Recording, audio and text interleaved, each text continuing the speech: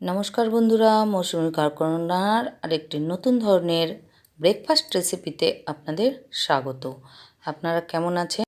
চলে এসেছি breakfast recipe করতে। আজকে একটা নতুন ধরনের ব্রেকফাস্ট রেসিপি তৈরি করে দেখাবো বন্ধুরা, দেখতে থাকুন। তার জন্য নিয়েছি যে ব্রাউন পাউরুটি, আপনারা সাদাও নিতে পারেন, আর এই যে সুইট কর্ন, এটা হচ্ছে গাজর, টমেটো, কাঁচা লঙ্কা, আরও ওই সবুজ সবজি থাকলে নরম বিনস, এগুলো থাকলে আপনারা নিতে পারেন।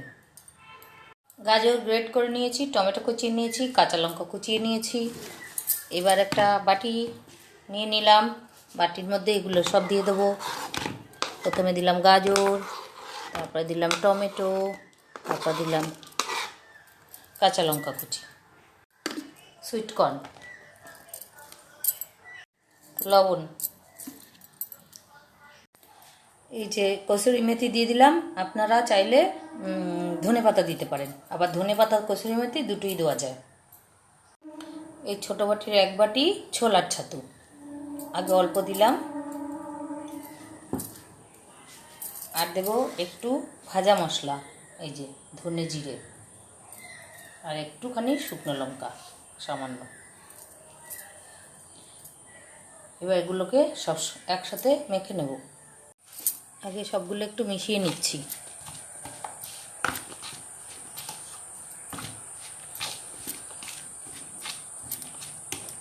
আর একটু লাগবে, এক বাটি দিয়ে দিলাম।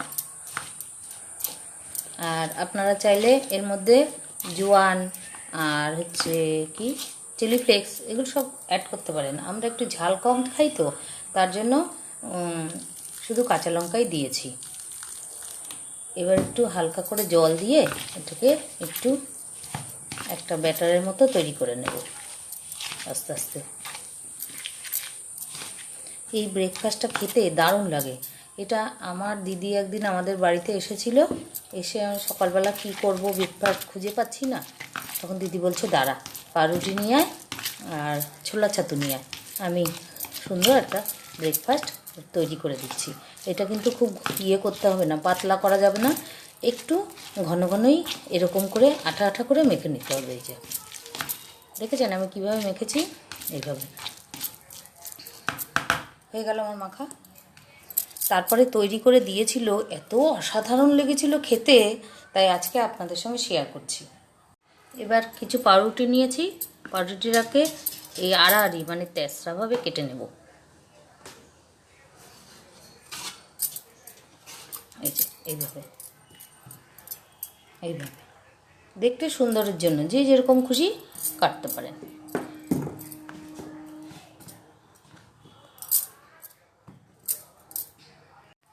আমি এর মধ্যে একটু আমার গাছের যে পাতিলেবু আছে, পাতিলেবু না কাগজি যাই হোক, তাই একটু অল্প রস দিয়ে দিলাম, অল্প।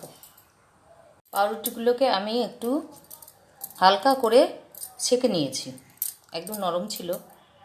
যে সকল বন্ধুরা এ পর্যন্ত একটা লাইক দিতে ভুলে গেছো, প্লিজ একটি লাইক দিয়ে ভিডিওটি সম্পূর্ণ করো।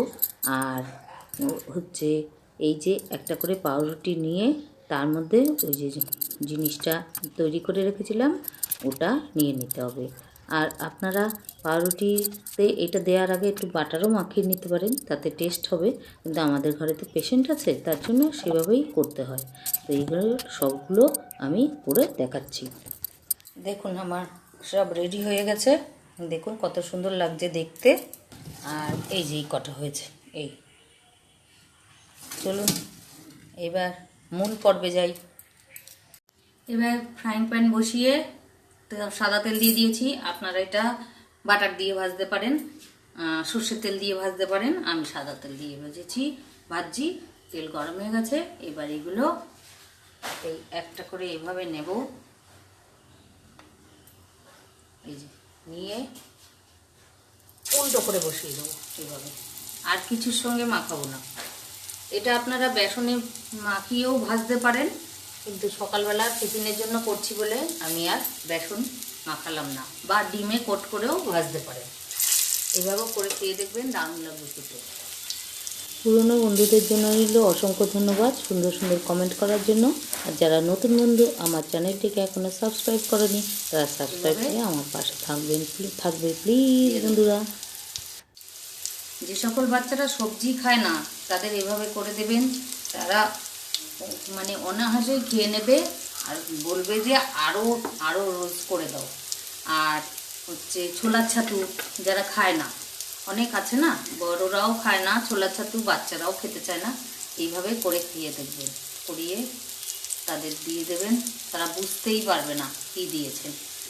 আর আমি তো একদম নিরামিষ করে করলাম, আপনারা এর মধ্যে পেঁয়াজ কুচিও দিতে পারেন, পেঁয়াজ কুচি দেইনি। দেখুন এক পাশ হয়ে গেছে, আমি উল্টে দিয়েছি, কত সুন্দর কালার এসেছে। হালকা আছে কিন্তু ভেজে নিতে হবে, অল্প একটু তেল ছিটিয়ে, আবার ছাকা তেলেও ভাজতে পারেন, অসুবিধা নেই। দেখুন দারুণ হয়েছে না দেখতে, খেতেও দারুণ লাগে। এটা আমি অনেক দিন করেছি, আপনাদের সঙ্গে শেয়ার করিনি। তখন অবশ্য যখন আগে অনেক দিন আগে করেছি তখন অবশ্য চ্যানেল ছিল না আমার, অনেক দিন আগে আমার দিদি এসে এটা আমাকে করে খাইয়ে দিয়ে গেছিল। এই যে তুলে নিচ্ছি সব কটা।